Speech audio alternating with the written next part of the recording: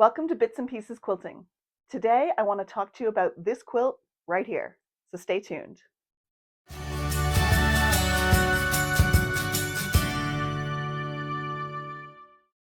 Hi, I'm Michelle, and today I want to tell you the story of this quilt that I use as my backdrop. It is an original Bits and Pieces quilt, and it dates back to about 2016 or 2017. I'm going to show you some older video footage and tell you how this quilt came to be.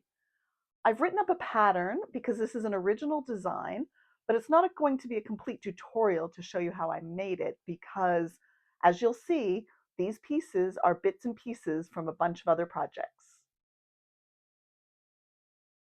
As I said, the origins of this quilt go back to 2016, 2017, and it started primarily from two kits that I ordered from a company called Connecting Threads in the United States.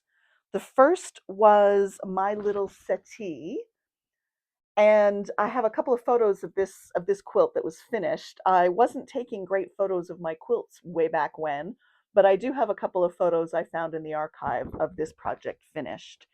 It is made from a line of fabrics called Neutral Love 1, a collection exclusive to Connecting Threads. And this pattern is by Mary, M-A-R-I, Mary Martin, for Connecting Threads. So this was the start. Connecting Threads, in my experience, is usually really generous with their fabrics. And I'm skilled enough that I don't often make too many cutting mistakes.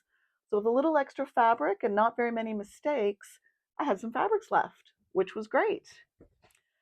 The next piece that contributed to this, and this is a significant contribution, was this quilt called Fireworks, also by Connecting Threads, also a kit, also the same line of fabric.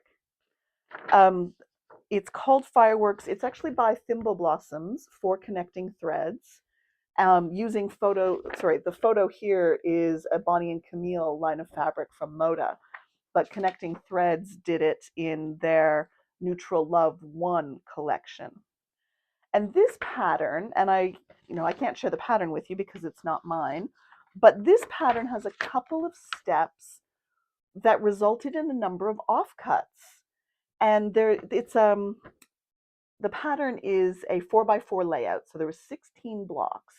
And each block, and I'll show you a photo here of the step, had this sew and flip offcut that resulted in these really large pieces. They were almost 4 inches, I think, in the end. And I just couldn't bear to throw them away. And so you can see in each one of these pieces where it's a half square triangle, but the background, or the neutral, or the white, as you wish, is made up of multiple pieces. And that's because of the origin blocks that they come from. And then the pattern also has tons and tons and tons of the sew and flip units. And if you've watched any of my videos, and particularly one that I'll link in the description below, where I show you how I use these offcuts to make hourglass blocks. And with the many, many, many, many, many offcuts from this project, I was able to make a ton of hourglass blocks.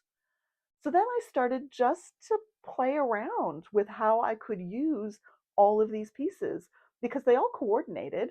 They were all from the same line of fabric. And while some of the background pieces were different, it all coordinated. It was all whites and creams and neutrals. So I just started to play around. And I came up with this, I don't know, slightly interesting star quilt pattern block. And if you look closely at this quilt, and I'll maybe put in a couple of other photos of it full size, you can see that the half square triangles on the sides match and top and bottom match, but they are different. Same thing in this block. The half square triangles that might make up the top and bottom of the star are different from the ones left and right because it's made up of scrap.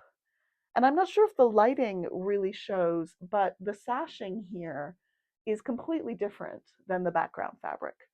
But again, I was really much more interested in using up the pieces and creating something beautiful. I also ran out of hourglass blocks and was frankly far too lazy to make other ones. So I inserted a number of pinwheel blocks, hoping that it wouldn't be too noticeable. And in the end, there's a few of them across the quilt, not that many, but there's a few that they're not hard to find. But that was really just more laziness than anything else. And so ultimately, these pieces came together to make these great star blocks. And I was able to make 9 of them. I probably had more of these original blocks from the original quilt, but I'm not really sure in the depths of my memory what actually happened to them all. I may have not come up with this idea until it was too late to save some of those pieces. But ultimately, this is what I was able to find. And then the quilt, as you'll see in the larger photo, to finish it off, I added an inner border, I added the sashing to make it a little bit bigger, and then finally a piano key border, also with leftovers. There was a few pieces that I had to pull from my collection of black and white and a couple of grays, just to make sure I had enough. And then a plain, very plain, I don't know if you can see it, very plain, just basic black binding because didn't have enough of any one other fabric to finish it off. The final size is 63 inches square, which is a perfect TV size, I think. Or it would also be a nice size for someone in a wheelchair as a lap quilt. I'm going to write this up as a pattern, and you can download the pattern from my website at www.bitsandpiecesquilting.com. But I encourage you to look at future projects and see where you can save the bits and pieces and turn them into something spectacular. I decided to use this quilt for my branding and my backdrop and the look for my website because I really like it and I'm really proud of it. It is a bits and pieces quilt, and that's the theme of this whole channel, is making the most of your fabric bits and pieces.